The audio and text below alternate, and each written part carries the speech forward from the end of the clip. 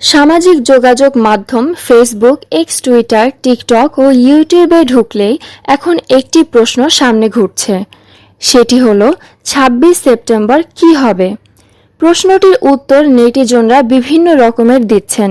কেউ কেউ বলছেন ক্ষমতাচ্যুত সাবেক প্রধানমন্ত্রী দেশে ঢুকে পড়বেন, আবার কেউ কেউ বলছেন এদিন অনেকের ভাগ্য খুলে যাচ্ছে, কোটিপতি হচ্ছেন অনেক মানুষ, আবার কেউ কেউ ২৬ তারিখ নিজের বিয়ের দিন বলেও রসিকতা করছেন।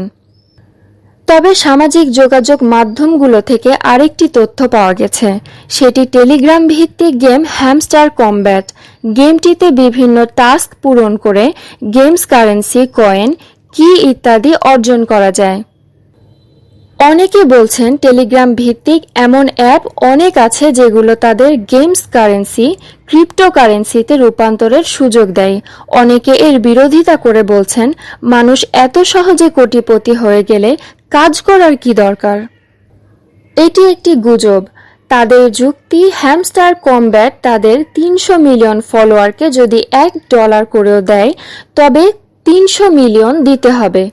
আদৌ হ্যামস্টার কমব্যাট এই বিপুল অর্থ দিতে পারবে? তবে গেমটির খেলোয়াড়রা ২৬ তারিখকে ইতিবাচক হিসেবে দেখছেন।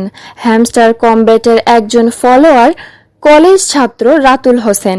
তিনি নিয়মিত গেমটি খেলে কয়েন, কি ইত্যাদি অর্জন করেছেন। এই মুহূর্তে গেমে তার কয়েনের সংখ্যা ১ মিলিয়ন ছাড়িয়েছে। আগামী ২৬ তারিখ হ্যামস্টার গেমস কারেন্সি ক্রিপ্টোকারেন্সিতে রূপান্তরের সুযোগ দেবে।